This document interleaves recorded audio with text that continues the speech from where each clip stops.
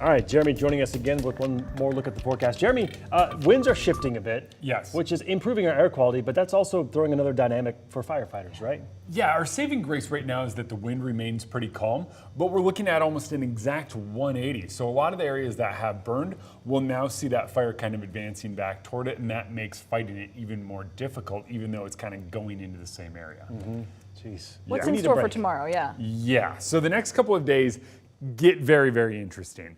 To me, I think we're kind of in this safe realm a little bit. The next couple of days look interesting because we get a lot more moisture along with that southerly shift in wind direction.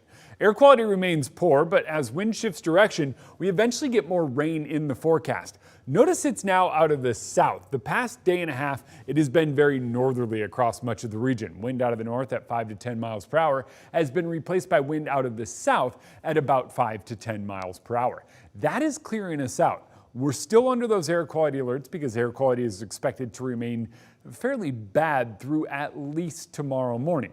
Right now, we sit at a 189 in Spokane. We've gone from a 511 to a 189, so hazardous to unhealthy. And tomorrow we'd likely continue that improvement, getting closer to moderate and maybe even good in parts of the inland northwest.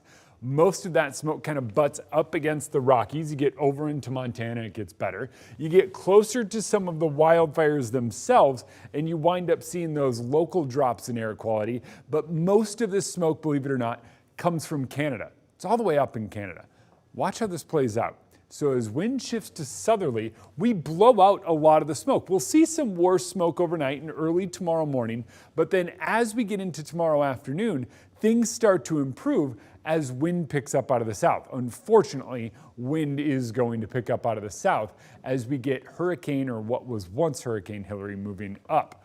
Right now, winds at 60 miles per hour means Hillary is a tropical storm, but we're still under widespread flood watches in Oregon, Idaho, and southeast Washington for the anticipated moisture moving in.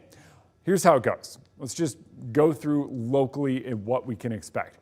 Notice the moisture starts moving in, and I like this model kind of the best. It kisses us just a little bit tomorrow and then moves out. Unfortunately, with Hillary going a little bit farther to the east, then most of our moisture goes a little bit farther to the east. That kind of spares California and parts of the desert as southwest, but for us, that means a little bit less rain. It's needed rain, but that rain is likely going to still make its way in. Here in Spokane, looks like about 1/10 of an inch to maybe 2/10 of an inch, maybe.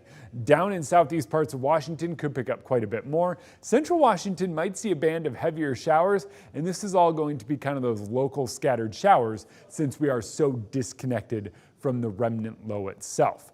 Over the mountains, could get upwards of 1 inch of rain all said and done. Similar story over in western Montana. And most of that moisture for us kind of arrives Monday, tapers off Tuesday, and by Wednesday we dry back out. And that's my next concern for wind picking up across the region.